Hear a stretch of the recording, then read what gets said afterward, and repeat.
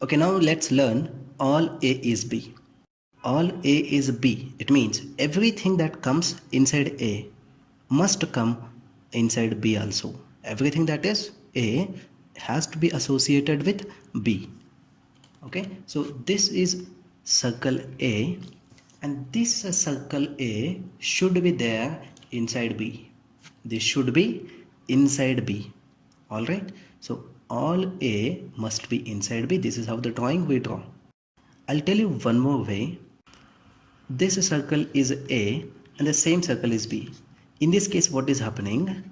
All A is B and also all B is A, right?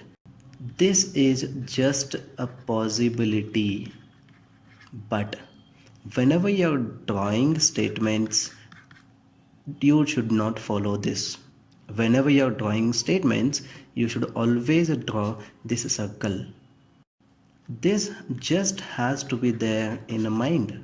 Okay, whenever you're solving questions, this has to be there in mind, but you should not draw this. Okay, so now let's understand one very interesting thing. Is it possible to separate A and B? Just think, complete A should be connected to B. If you separate it, A will not be connected to B.